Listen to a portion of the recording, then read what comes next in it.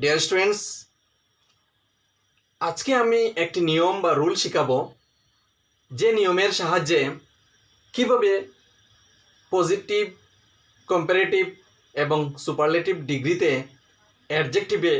অ্যাডজেক্টিভকে পরিবর্তন করতে পারা যায় তাহা বুঝতে পারবো।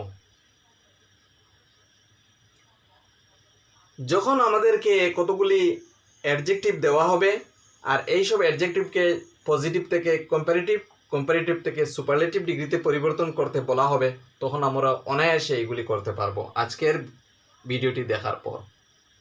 তো যদি আমার চ্যানেলে নতুন হয়ে থাকো তাহলে চ্যানেলটি সাবস্ক্রাইব করে পাশে থাকা বেল আইকন প্রেস করে রাখো। দেখো, অ্যাডজেক্টিভ হচ্ছে কোনো কিছুর দোষ, গুণ, রূপ ইত্যাদি বোঝানো শব্দ। নাউনের দোষ, গুণ, রূপ ইত্যাদি বোঝানো শব্দকে সাধারণত আমরা অ্যাডজেক্টিভ বলি। আর অ্যাডজেক্টিভ বিভিন্ন মাত্রায় ব্যবহার হয়। কোনো সময় আমরা কোনো সেন্টেন্স বলার সময় কোনো সময় আমরা যখন কোনো সেন্টেন্স বলি তখন কোনো গুণকে আমরা বেশি মাত্রায় বলি, কোনো গুণকে আমরা তুলনা করে বলি, কোনো গুণকে আমরা কম মাত্রায় বলি। আর কোনো দোষকেও আমরা সেইভাবে বেশি মাত্রায়, কম মাত্রায় এবং তুলনামূলকভাবে করি। বা কোনো কিছুর রূপকেও আমরা এইভাবে বলি। এইসব বিষয়ের উপর ভিত্তি করে পজিটিভ, কম্পারেটিভ, সুপারলেটিভ এই তিনটি ডিগ্রিতে অ্যাডজেক্টিভকে পরিবর্তন করা হয়।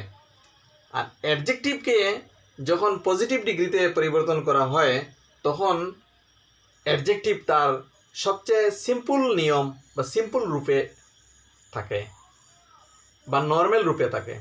যেমন টল হচ্ছে লম্বা, যেমন হাই হচ্ছে উচ্চ, যেমন ডিয়ার হচ্ছে প্রিয় ইত্যাদি তার নর্মাল ফর্মে বা নর্মাল রূপে এইভাবে থাকবে, তখন আমরা তাকে পজিটিভ ডিগ্রিতে আছে বলবো। ঠিক আছে? অর্থাৎ পজিটিভ ডিগ্রিতে তার নর্মাল রূপ থাকে, কোনো পরিবর্তন হয় না। আজকে আমরা এই নর্মাল রূপে থাকা ডিগ্রিগুলিকে, অ্যাডজেক্টিভের ডিগ্রিগুলিকে আমরা কিভাবে কম্পারেটিভ ডিগ্রিতে পরিবর্তন করব, ইআর যুক্ত করে তাহা জানব। আর কিভাবে ইএসটি যুক্ত করে সুপারলেটিভ ডিগ্রিতে পরিবর্তন করব তাহাও জানতে পারবো। কম্পারেটিভ ডিগ্রি কি? কম্পারেটিভ ডিগ্রি হচ্ছে যখন দুইটি বস্তুর মধ্যে তুলনা করা বোঝায়। যখন দুইটি বস্তু বা মানুষের মধ্যে তুলনা করা হয় তখন তাকে আমরা কম্পারেটিভ ডিগ্রি বলি। যেমন রাজু ইজ টলার দেন রামু, এই সেন্টেন্সটি হচ্ছে কম্পারেটিভ ডিগ্রিতে থাকা একটি সেন্টেন্স। এখন কম্পারেটিভ ডিগ্রিতে অর্থাৎ রাজু ইজ টলার দেন রামু, এখানে টলার ইয়ার যুক্ত হয়ে টল থেকে টলার হয়েছে। তো আজকে আমরা এখানে দেখব টলকে আমরা যখন ইয়ার যুক্ত করব তখন টলার হয়ে কম্পারেটিভ ডিগ্রিতে কনভার্ট হয়ে গেল। ঠিক আছে? ইয়ার যুক্ত হলে কম্পারেটিভ ডিগ্রি হয়ে যায়। তাহা আমার দেওয়া এই সবগুলি শব্দ ইয়ার যুক্ত করলেই কম্পারেটিভ ডিগ্রিতে পরিবর্তিত হয়ে যাবে। ঠিক আছে? এখন আমি সুপারলেটিভ ডিগ্রিতে কিভাবে কনভার্ট করব? সুপারলেটিভ ডিগ্রিতে আমি ইএসটি যুক্ত করে কনভার্ট করব। ইএসটি, টলেস্ট হচ্ছে সুপারলেটিভ ডিগ্রি। এখন সুপারলেটিভ ডিগ্রি কি?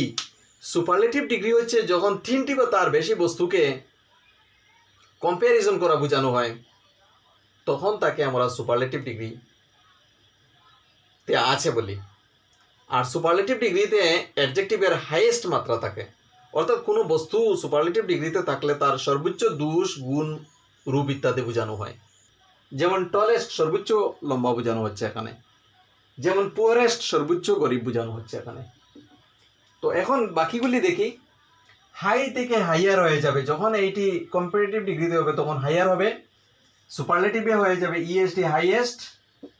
আর যখন পুয়ার থাকবে তখন পুয়ার থেকে পুয়ারার, আর পুয়ার থেকে পুয়ারেস্ট হয়ে যাবে সুপারলেটিভ ডিগ্রিতে। স্লো থেকে স্লোয়ার হবে কম্পারেটিভ, আর স্লোয়েস্ট হবে সুপারলেটিভ। ব্রাইট থেকে ব্রাইটার আর ব্রাইটেস্ট হয়ে যাবে সুপারলেটিভে। ঠিক আছে? তারপর গ্রেট থেকে গ্রেটার হবে পজিটিভ ডিগ্রি, কম্পারেটিভ ডিগ্রিতে, আর গ্রেটেস্ট হবে সুপারলেটিভ ডিগ্রিতে। ডিয়ার থেকে ডিয়ারার হবে কম্পারেটিভ ডিগ্রি ডিয়ারেস্ট হবে সুপারলেটিভ ডিগ্রি, অর্থাৎ ইএসটি যুক্ত করে এখানে সুপারলেটিভ ডিগ্রিতে কনভার্ট হচ্ছে। ক্লিয়ার থেকে ক্লিয়ারার, ক্লিয়ারার হবে কম্পারেটিভ, ক্লিয়ারেস্ট হবে সুপারলেটিভ, তারপর হচ্ছে স্মল থেকে স্মলার, তারপর স্মল থেকে স্মলেস্ট হয়ে যাবে সুপারলেটিভ ডিগ্রি। তো এইভাবে আমরা ইআর এবং ইএসটি যুক্ত করে কতগুলি পজিটিভ ডিগ্রিকে আমরা কম্পারেটিভ ডিগ্রি এবং সুপারলেটিভ ডিগ্রিতে কনভার্ট করতে পারি। ঠিক আছে, যদিও সব ক্ষেত্রে ইহা সম্ভব নয়, অন্যান্য নিয়ম আমরা অন্য ভিডিওতে শিখব। ঠিক আছে, আর যেমন লং থেকে লঙ্গার হবে, লংগেস্ট হবে, ডিপ থেকে ডিপার, ডিপেস্ট, তারপর হচ্ছে থিক থেকে থিকার, থিকেস্ট, রিচ থেকে রিচ, রিচার, রিচেস্ট, এই তিনটি ফর্ম। তো এই ডিগ্রিগুলির কয়েকটি ফর্ম, পজিটিভ, সুপারলেটিভ, কম্পারেটিভ, এই ফর্মগুলি আমরা ভালো করে বোঝার চেষ্টা করব, ভালো করে বুঝবো, তবেই তো আমরা সেন্টেন্সের মধ্যে ব্যবহার করতে পারবো। তো ভিডিওটি ভালো লাগলে একটি লাইক দিয়ে দেবে। ধন্যবাদ।